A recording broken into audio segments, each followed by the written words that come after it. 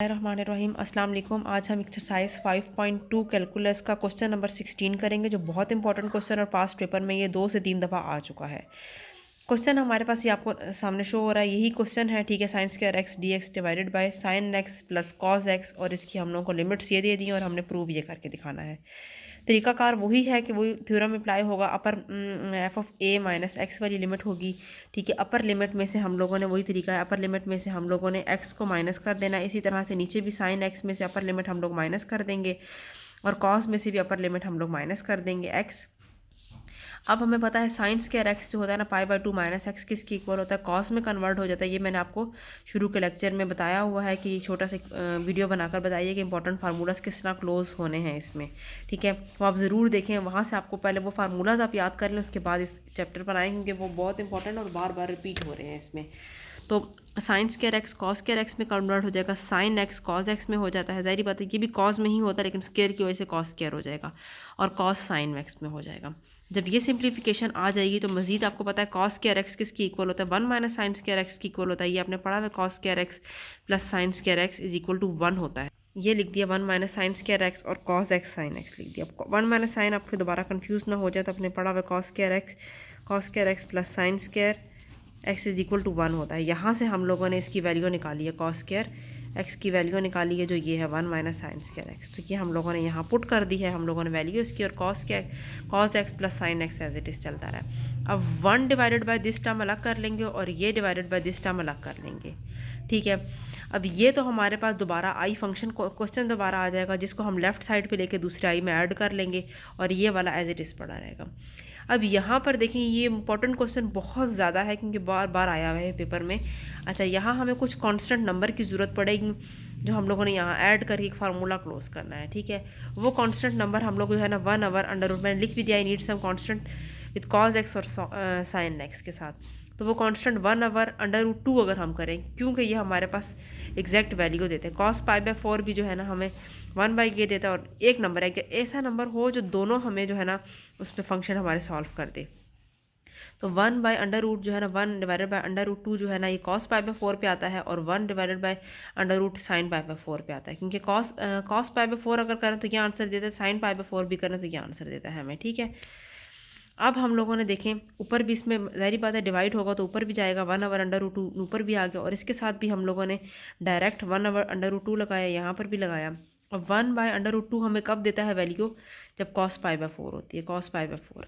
1 divided by √2 पे हम लोग साइन पाई/4 लिख सकते हैं। अब ये फार्मूला क्लोज हो रहा है। जो ऊपर वाला √2 था वो हम लोगों ने बाहर निकाल दिया, पहले से 2 था मौजूद, क्योंकि वो आई के साथ जो 2 था वो यहाँ के डिवाइड हो गया, और ये √2 जो था ना नीचे जाके डिवाइड हो गया, 2 √2 की फॉर्म बन गई, और यहाँ से ये फॉर्म बन गई। ठीक है, अच्छा अब आगे देखिए, बहुत इंपॉर्टेंट है dx, ये फार्मूला क्लोज करते कॉस अल्फ़ा माइनस बीटा का फार्मूला। ये अल्फ़ा रकम थी और ये बीटा थी, मैंने थोड़ा को रीअरेंज नहीं किया। ठीक है, कॉस अल्फ़ा माइनस बीटा का फार्मूला क्लोज होता है कॉस अल्फ़ा एक्स बीटा पाई/4। ठीक है, कॉस अल्फ़ा माइनस बीटा का फार्मूला क्लोज हो गया। अब हमें पता है ये वाला 1/2 एज इट इज़ रहेगा, लिमिट्स भी एज इट इज़ मौजूद हैं। कॉस 1/cos के इसके इक्वल होता है, किसका इन्वर्स है, सीकेंड का, तो कॉस की जगह सीकेंड, और ये लिमिट साथ ऐसी मौजूद हो गई।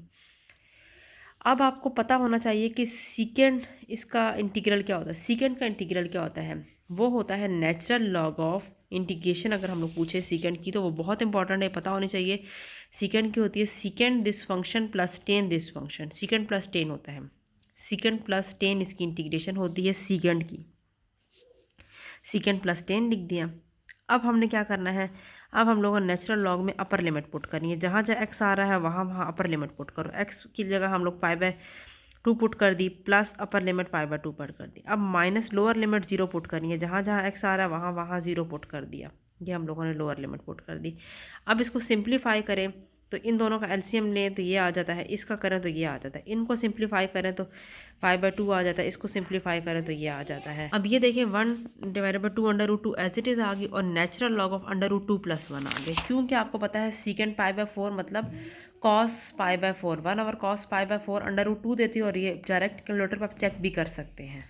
ये आप देख लें, मैंने मतलब ये सीकेंड था ना, ये सीकेंड पाई/4 था, ये सीकेंड पाई/4 था। इसको हम लोग कैलकुलेटर पे किस तरह सॉल्व करेंगे, कैलकुलेटर पे ये लिखेंगे सीकेंड मतलब 1 डिवाइडेड बाय कॉस होता है ना, 1 divided by cos pi by 4 की जगह डायरेक्ट 45 लिखते हैं, मतलब पाई बाय 4 मतलब 180 डिवाइडेड बाई 4 करें तो 45 आंसर आता है। ठीक है, तो ये लिखेंगे कैलकुलेटर पे तो डायरेक्ट √2 आंसर दे देगा। ठीक है, ये मैंने उसकी जगह पुट कर दिया है।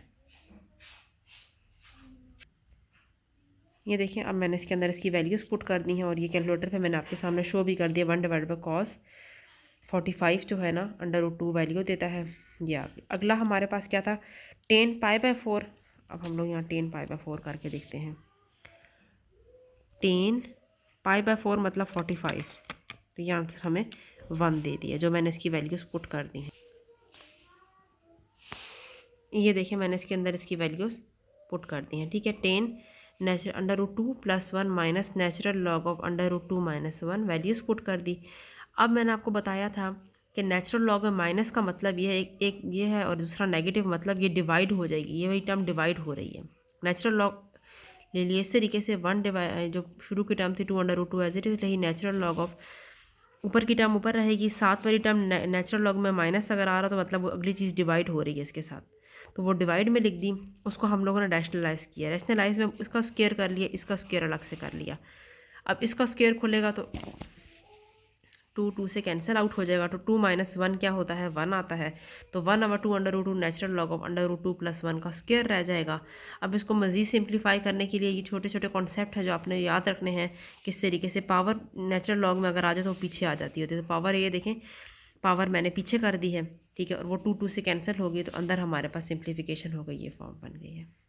अब दोबारा एक दफ़ा क्वेश्चन नंबर 16 का ओवरव्यू करने, अपर लिमिट्स डाली है। ठीक है, फिर उसकी जगह आपको पता है, ये मैंने पीछे फार्मूलाज में बताया हुआ है किसकी इक्वल होता है, कॉस साइन क्यों होता है। फिर आगे इसको सिंप्लीफाई इस तरीके से किया है।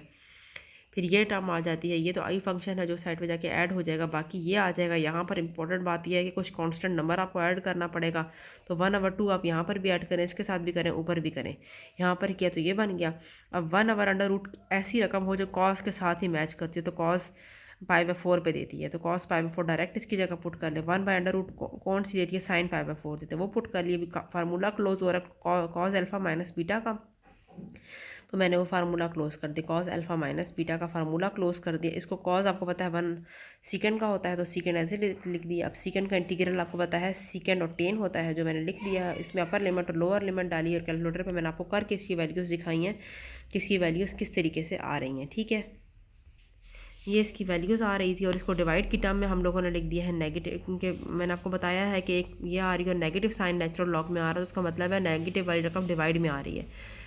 वो डिवाइड में रकम लिख दी, इसको रैशनलाइज के ऊपर का स्क्वायर नीचे का अलग अलग करके स्क्वायर के नेगेटिव टर्म की वजह से ये हम लोगों ने कैंसिल आउट कर दी, 1 आया। पावर अगर नेचुरल लॉग का स्क्वायर में आ रही हो तो वो शुरू में आ जाती होती है। ठीक है, जो इस 2 से कैंसिल आउट हो जाएगी और ये सिंपल आंसर बचेगा, और यही हमें चाहिए, तो ये प्रूव कर चुके हैं हम लोग। थैंक यू, अल्लाह हाफिज़।